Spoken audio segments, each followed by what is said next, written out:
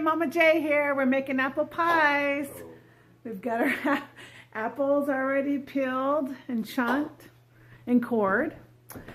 We've got some more going here. I've got my helper with me today.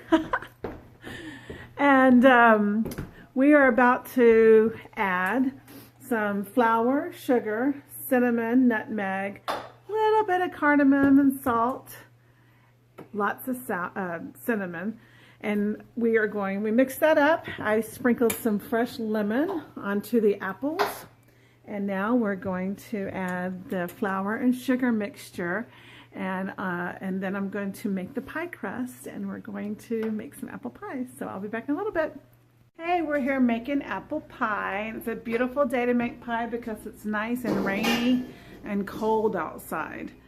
And we have the apples all cut and marinated in the cinnamon sugar mixture. And now I'm making the pie crust. And I have to tell you my secret of pie crust and pie. I've made a fabulous recipe from Betty Crocker. Makes the best pies and pie crust. So I've got my flour with my salt, and I'm about to cut in the shortening.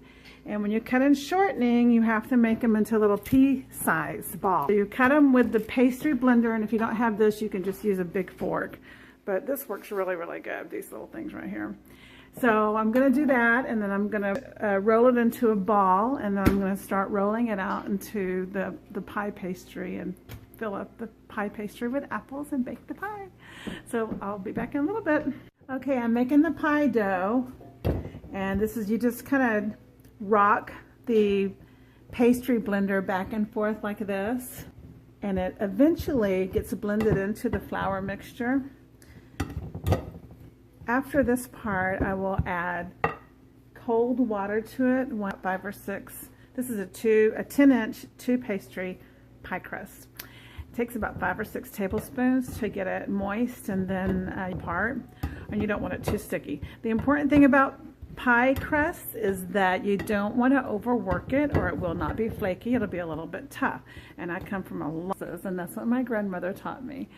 So I'm going to continue blending in the flour with the shortening, and then I will be back when it's time to roll out. And the most funnest part about the pie crust, besides eating it, is that you can, okay, so I've got all the dough made up, and I wrapped them in plastic wrap, put them in the fridge while I was making, we're making 2 pies today, by the way. So I'm going to unwrap the dough, and I have my paste, but I have that dusted with flour. I have a marble rolling pin, which works really good because it stays nice and cold, but I went ahead and dusted that with flour. Plus I've got my hands done. The dough, and basically what you do when you roll dough is you start in the middle, and you roll outwards kind of in a clockwise manner. So you would start pushing the dough from the center outwards at the 12 o'clock, and then turn your rolling pin ever so slightly, like at the 1 o'clock, and just go all the way around until you keep it in a circle, because it has the lines out here. And I am doing a 10-inch, and it's going to be a deep crust. So I'm going to get started rolling, and then I've got my dough rolled out. It's kind of an ugly shaped circle, but it doesn't really matter because I can trim that off. The easiest way to do to your pie pan is to fold it in half first. This is pretty good one-handed. And then you fold it in half again, like this. And you put the center corner right in the middle of the pie pan. Let's see if I can get you on there. The center corner is right here. I'm going to lift this up, transfer it to my pie pan right here, and then you just unfold what you just folded. Everything that is hanging over, I will trim, and if I am careful with it, I could possibly make some even little extra pastry, which I think there will be a little bit. Okay, this is my pastry. This is the bottom. I'm going to roll out the top one now and then do some real pretty cutouts, and I'll show you how to. Okay. So I've got the top crust made and rolled out. And what I'm going to do is save the cutouts and decorate the top of that's just going to be now it'll be easy for me to handle the pie crust. So I've got the pie crust ready. We have 3 different kinds of apples that come from our tree. So we know for sure one of the trees is Macintosh, which is my forte, but he's making sure I'm adding more cinnamon, okay? I almost forgot. So he likes to put the apples in, layer cinnamon, like mild high apple crust, apple pie, apples, and I'm gonna add some butter to it from the garden. Is there anything else?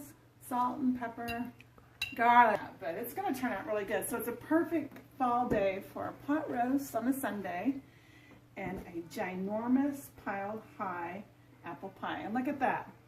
So here I am. Okay, I've got my egg wash ready, my basting brush, and I'm going to start brushing the pie like this, very carefully. Now this pie might take a while to cook. You're really supposed to cook them about an hour, but wow, I piled it high. It might take a little longer than an hour, but it's still going to be good. So I'm basting all the pieces on top so it can turn a beautiful golden brown. Or just not brown really, but more golden hopefully. And that is it. I'm ready to put it in the oven now. And the oven's all ready. It's at 425. I know that seems really hot, but that is the temperature it needs to be at. So I'm going to put this in the oven and we're going to cook it for about an hour and I'll let you know how it turns out. Okay, so the pie's been baking about 40 minutes and it's not done yet, but it looks done. And it is really beautiful, isn't it? The edges are starting to get nice and golden brown, so I'm going to go ahead and cover them with foil. So I've cut off strips and I've curved them a little bit. And then I'm just going to lightly put them over the edges of the pie like this. And then crimp them together if I run out of foil before I get to the edge. And then I'm going to put the pie back in for another 20 minutes and hopefully it'll just be perfect. So just wanted to let you know how the pie was coming along.